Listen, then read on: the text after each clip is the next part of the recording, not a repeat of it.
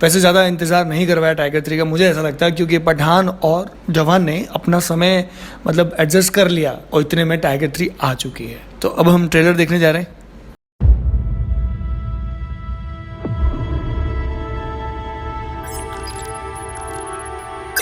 मेरा नाम अविनाश सिंह राठौड़ है, पर आप सबके लिए मैं टाइगर हूं। 20 साल अपना सब कुछ इंडिया की हिफाजत के लिए लगा दिया, बदले में कुछ नहीं मांगा, पर आज मांग रहा हूं। रंगे हाथों पकड़ा गया रॉ एजेंट टाइगर। आज आप सबको ये बताया जा रहा है कि टाइगर आपका दुश्मन है। इसे पता था कि हिंदुस्तान का नामचीन रॉ एजेंट टाइगर गद्दार है, एक दिन गद्दार साबित होगा। Tiger is enemy number 1। तो 20 साल की सर्विस के बाद मैं इंडिया से अपना कैरेक्टर सर्टिफिकेट मांग रहा हूं। मेरे बेटे को मैं नहीं, इंडिया बोलेगा कि उसका बाप क्या था, गद्दार या देशभक्त। जिंदा रहा तो आपकी खिदमत में फिर हाजिर, नहीं तो जय हिंद।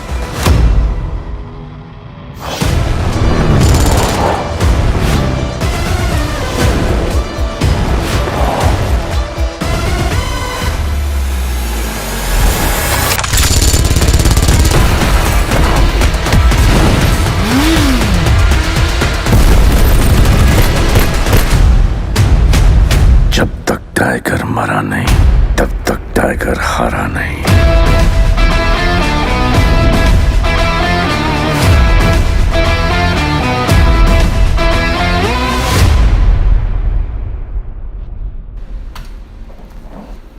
जो खुफिया एजेंट होता है उन लोगों को पहले ही कहा जाता है कि भाई अगर आप खुफिया एजेंट बन रहे हो ना, तो देश आपके लिए कभी उस तरीके से प्रेजेंट नहीं कर पाएगा, मतलब खुल के नहीं बता पाएगा कि ये एजेंट था। अगर बता दिया तो फिर उस खुफिया एजेंसी का मतलब क्या रहा।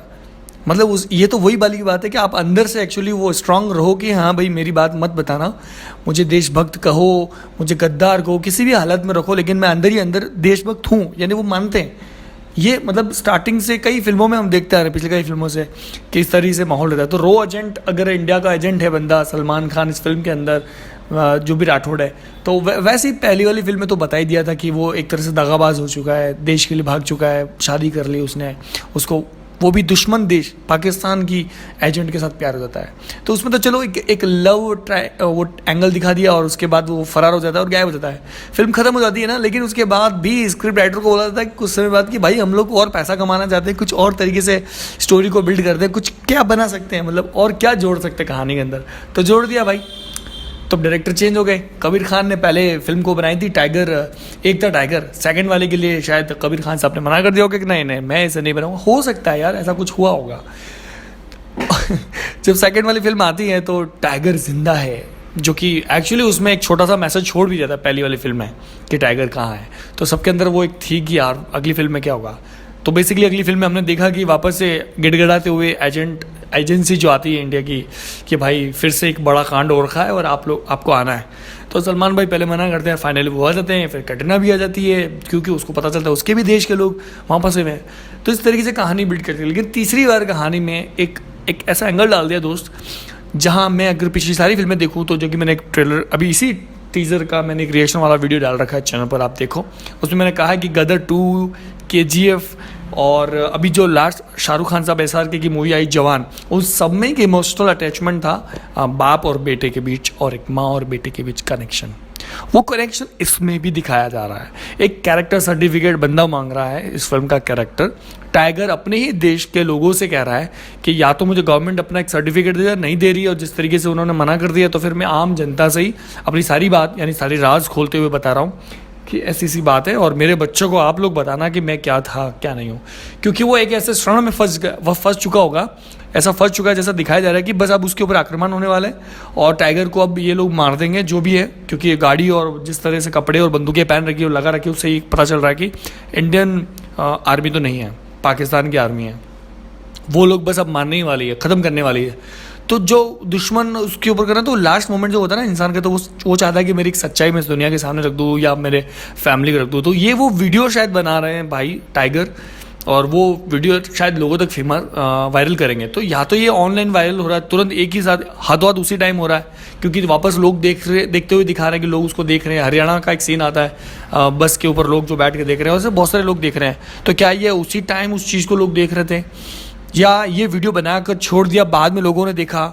ये थोड़ा सा कनेक्शन फिल्म देखने पर ही पता चलेगा। दूसरा, इस फिल्म के बारे में बताया था, इमरान हाशमी इस फिल्म के अंदर है, जो इसमें कहीं कुछ नहीं दिखाया, तो थोड़ा सा मिसिंग सा लगा। मैं एक्सपेक्ट कर रहा था, बट मैं ज़्यादा एक्सपेक्ट नहीं करना चाहिए मुझे एज ए फ़ैन, क्योंकि आखिर तो ये टीज़र था, और टीज़र में इन्होंने थीम रखा है मैसेज, कि टाइगर का मैसेज, एक नए तरीके से नया टाइटल दे दिया, क्योंकि टीज़र ही है, लेकिन होता ना एक नया स्टाइल नए तरीके से परोसना एक अपने आप में अलग कला होती है, वो इन्होंने किया है। और ठीक है, एक टाइम तक बोरिंग सा फील होता है, एक थोड़ी देर तक, काफ़ी देर तक तो बोरिंग सा फील ही होता है कि यार एक डायलॉगबाजी, ज्ञानबाजी जवान ने लास्ट शाहरुख साहब ने SRK में फिल्म के लास्ट में जाकर कर दी थी, तो वहाँ जाकर लगा कि यार ठीक है, मतलब पता चल जाता है कि आप फिल्म से हट के अब एक मैसेज दे रहे हो जिसका कहानी से कोई लेना देना नहीं है। अब इस फिल्म के अंदर एक चल रहा है, मैसेज चल रहा है।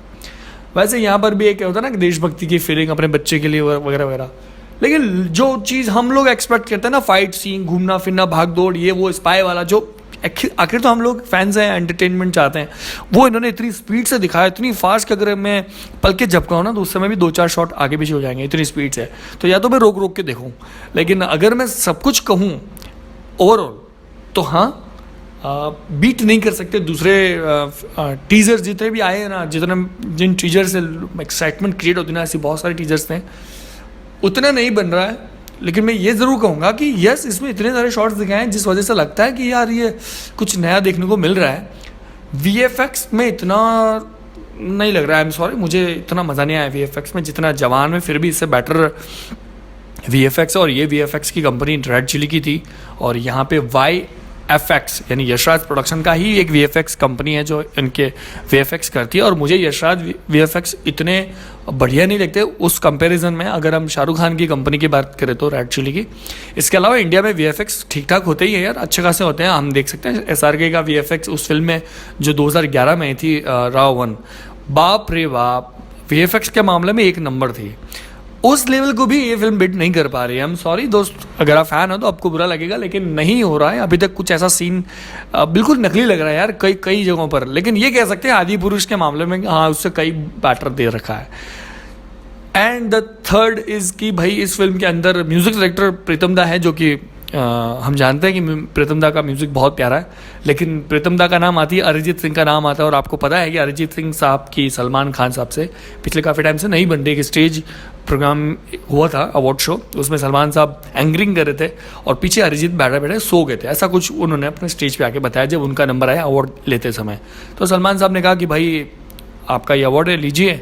तो अरिजीत को जहाँ पर ये बोलना चाहिए थैंक यू सो मच, मुझे आपने अवार्ड दिया, या इंडस्ट्री को थैंक यू, जो भी है, वहाँ पर थोड़ी सी मजाक मस्ती में माहौल के अंदर अरिजीत ने बोल दिया कि इतनी जल्दी बुला लेते हो, इतनी देर तक बैठा देते हो और इतने टाइम मतलब लगता है, तो मैं तो सो गया था। इस तरीके से अगर डायलॉगबाजी करोगे तो भाई इंसल्ट कर रहे हो आप भाई की, एक इतने बड़े, खैर मैं गलत सही की बात नहीं कर रहा हूँ, लेकिन अगर आप इंसल्ट कर रहे हो तो फिर तुरंत भाई कौन से कम है भाई, फिर तुरंत ही रिप्लाई करते हैं और उनको फ़र्क नहीं पड़ता। एक्चुअली उनको फ़र्क नहीं पड़ता, उन्हें किसी से डर नहीं लगता। तो ये तो अरिजीत सिंह हैं, तो उन्होंने अरिजीत के मुंह पर ही, स्टेज पर ही एक छोड़ दिया, कह दिया, कॉमेडी कर दी। अब यार इसमें कितनी सच्चाई है, झूठ है, मजाक है, कुछ ऐसा माहौल बनाया था क्या टीवी वालों ने कि स्क्रिप्ट थी, कुछ पता नहीं। लेकिन उसके बाद से अब तक सलमान भाई की किसी भी फिल्म ने अरिजीत ने कोई गाना नहीं गाया है। इतना ज़बरदस्त सिंगर है, इतने बड़े इतिहास भाई ने रच रखे हैं अरिजीत सिंह ने, कौन सा गाना नहीं गाया होगा। तो एक्सपेक्ट तो करते हैं हम लोग अरिजीत साहब का एक गाना इसमें होना चाहिए, जो नहीं होगा क्योंकि भाई का होगा जो भी है। देखते हैं म्यूज़िक में क्या क्रिएटिविटी ये लोग कर पाते हैं। और अगर मैं इसमें और थोड़ा सा आपको बताऊँ जो मुझे बहुत बुरा लगता है वो ये है कि तीनों फिल्म जो ये टाइगर सीरीज़ की जो तीसरी फिल्म है, ये तीनों बार डायरेक्टर बदलते जा रहे हैं। वो बहुत दुख अंदर से पैन होता है मुझे उस समय एज एन डायरेक्टर फील इसलिए कर पा रहा हूँ क्योंकि मैं खुद एक जो है डायरेक्टर वाली फील्ड में जाना चाहता हूँ। मैं खुद फिल्म डायरेक्ट करता हूँ, जो भी मेरी शॉर्ट फिल्म्स हैं, वीडियोज़ हैं। तो मैं अंदर से बहुत दुखी होता हूँ जब किसी कहानी का बाप, कहानी का माँ, कहानी का क्रिएटर जो होता है वो होता है डायरेक्टर। सारा खेल उसी के हाथ में होता है। अगर उसके विज़न में सब कुछ होता है तो वो फिल्म बहुत प्यारी बनती है। अगर मैं उदाहरण दूँ, भाई की एक फिल्म है दबंग फिल्म आप देखते हैं तो उसकी डेप्थ, उसकी तहजीब, उसके लहजा, उस कैरेक्टर की डिमांड, उस कैरेक्टर की क्या फिल्म थी यार दबंग, लेकिन दबंग 2 ज़बरदस्ती बनाई गई। तो अनुराग कश्यप के छोटा भाई है अभिनव कश्यप, उन्होंने वो फिल्म डायरेक्ट की थी पहली वाली, लेकिन फिर उन्होंने मना कर दिया क्योंकि उनको नहीं बनानी थी ना, कोई प्लान नहीं था ना दूसरी फिल्म का, कहानी में कोई रिक्वायरमेंट नहीं है। लेकिन ये होता ना कि अब आजकल हिट का एक नया आइडिया नहीं मिल रहा है, तो चलो पुरानी हिट कोई, आप समझ के मैं क्या कर रहा हूँ। तो जब सेकंड बना ली तो फिर वो डायरेक्टर साहब चेंज हो गए, थर्ड बना ली फिर डायरेक्टर चेंज हो गए। प्रभु देवा ने बनाई थी दबंग 3।